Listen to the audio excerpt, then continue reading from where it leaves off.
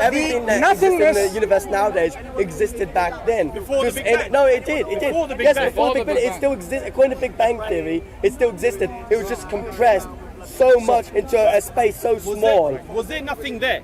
No, that's what I'm saying. Are you saying before the Bang there was something? I'm saying, according to, I'm not saying the Big Bang Theory was necessary, as obviously I wasn't there, but if it was, let's say according to the Big Bang Theory, everything that's here now was there, all the matter, all the energy was there, it was just compressed. Okay, let's, yes, this is one of these models, right? My argument is quite simple to understand, right? Nothingness cannot make something. No. You see, I'm trying to make an argument, and you're trying to refute it. If nothingness can make nothing, then how did God come into existence? One way to understand an argument is... He didn't need to come into existence. No, then it's not real. If he couldn't come into existence, let's hold on to this. Fuck this imagination. Firstly, I'm going to present to you an argument which is so simple to understand. If it's something that you can refute it straight away if you want. Right? And say your argument doesn't hold any water is actually a fallacious argument logically. No, I just want you to tell me where God came from. I will answer you in a moment. My argument has all of that. Simple argument. You can understand easily. I am saying that something cannot come out of absolute nothingness. First part. We are something. That means there has to be always something. No, I'm not. I agree. You're not even letting me. You are agreeing with me even before I finish my argument. I know what you're going to say. I know you're arguing, but nothing can come out of nowhere. I agree with you. So, do you agree that there has to be something always? Yes. Good. But but you do not know what it is. But I don't necessarily believe it was God. I believe that obviously there was something maybe before this universe. Slowly.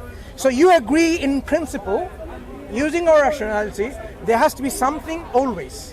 Yes. There would be no moment of time ever in the past where there was absolute nothingness. You agree? In this, that's the thing. In any universe, there cannot be a moment where there was absolutely nothing. No, but actually, that's not true because if they're before the universe actually came into existence, it would not be in time. Listen, that's why I said, let me finish my argument, and then you can argue against it, because you thought you understood already what I'm going to say. So let me develop again. Nothingness, as I'm explaining. No.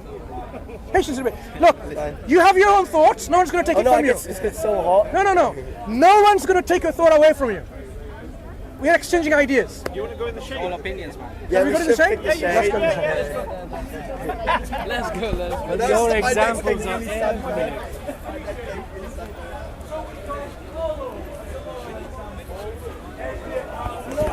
I just want to point out, I'm doing pretty good since you're an expert. You're an expert of the Quran. Yeah, right. So let's come back to the point. The nothingness I am trying to conceptualize in this discussion is the absence of everything. You know, to do things, to do any action, you need energy, right? Yes. Good. If you don't have any energy, you can't do anything. That means you cannot bring about things, you cannot originate things, you cannot create things. To do any of these three things, you need energy. Nothingness is the absence of having any energy, besides other things. It's totally devoid of anything. So if we have a thing called nothing, this thing cannot create this universe or anything, because it doesn't have anything to create with, no energy to create with. Yep. Do you follow so far? No, yeah. Right. If this universe exists now, which you, I'm sure, agree. Do you agree? Yeah, I believe it exists. Then it could not have come from absolute nothingness at one point. Whether our universe or any of the other multiverses people put into the equation. It cannot be a case where at one point there was absolutely nothing and then bubbles of universe started coming into existence. It's not going to happen. I just think that we don't know what happened. Do you agree? Do you agree there cannot be a time where there was total void nothingness? How would you know this? No, I'm saying from our logic, that our intelligence right now, I would say that's not very plausible. But obviously, I wasn't around and I don't know everything, so I cannot know 100%. we need to really stick to the realities. No, I'm saying we also have to. If you now presuppose, you know what, there might be other sort of laws elsewhere, then you might think you can turn into a turtle the next second, just because if you do this. No, I'm saying, but because it doesn't have to be these laws in this universe. Because it could be other laws somehow through another dimension coming into this universe. Do you see that? We have to stick to the laws of our universe. Yeah, okay. To talk about this universe. Good. So from what we understand from this universe, our universe could not have come from a point where there was absolute nothingness. There has to be always something. Always something. Because something exists now. There has to be always something. Without a beginning, always something there. Without a beginning, always something there. So now you have two options, broadly speaking. Either this universe or the transformation of this universe in whatever shape or form you want to imagine has always been there, or the originator of the universe has always been there. Is the first No, I personally, I think that we may never be able to find out the exact cause of what was before. The question about differing, let's leave the differing, let's actually analyze now. If we exist now, there's only two possibilities.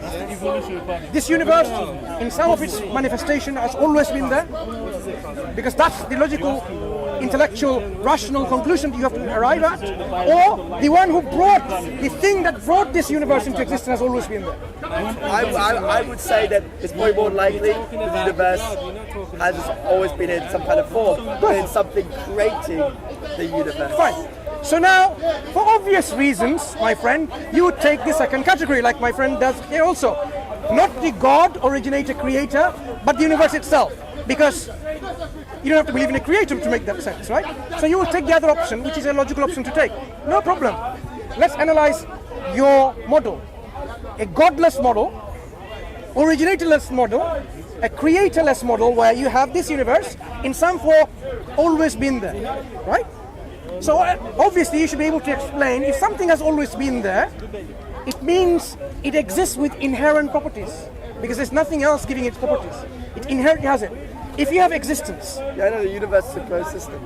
If you have existence like this universe, imagine you're the universe, yeah? If you have existence, you exist by necessity by yourself. Not someone gives you this existence. So you will have this inherent attribute of yourself that you are self-existing, this quality that you will have. The universe will have a quality of existing by itself. What else would this universe have? It will have what we call ability to do things, because universe is transforming. Transformation is change. So it changes. So the universe has something to change itself. What does it have so that it changes? Inherent within itself, not given by someone or something.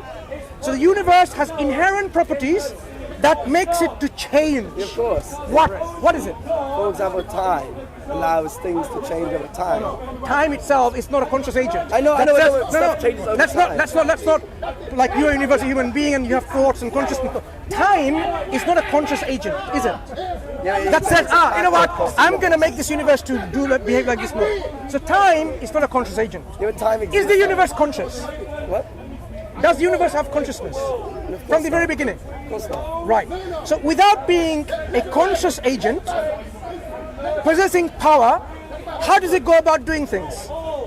Why does it remain as it is? No, the reason why I think it remains as it is because... It hasn't remained as it is. It's changed. No, I'm saying the reason why the universe exists with things like time and this and that in the way that we see it in such an organized manner is because we could only ever exist and be consciously aware of it if only the conditions are right for us to exist.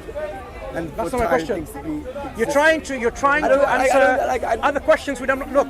You may be familiar with the theistic and the atheistic debate, where they say, look, the proof of existence of the creator, cosmological argument, ontological argument, teleological argument. I'm not giving you any of this. I'm having simple discussion so that we leave the philosophical debate. So you think the universe was made by God?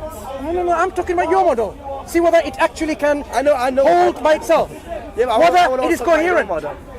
He wants to get to the bottom of We want to know whether your model is coherent. No, I don't know if my model is correct or not. I'll tell you. We will establish whether it's correct. No, let's do that. You cannot. Why not? You cannot, because like I said, I don't know everything about the universe. No one knows. Let me give you an everything about the example. Let me universe. give you an example how we can go about things. If you're not conscious, then to do things or to believe that some things will happen automatically is quite far-fetched. Do you cook? Sometimes. Okay. When you cook sometimes, you cook in the kitchen sometimes, right? Yeah. Good. So you have, now let's imagine, picture your kitchen. You have a kitchen there, do you have a free fridge? Of course. Good. Do you have any cooker?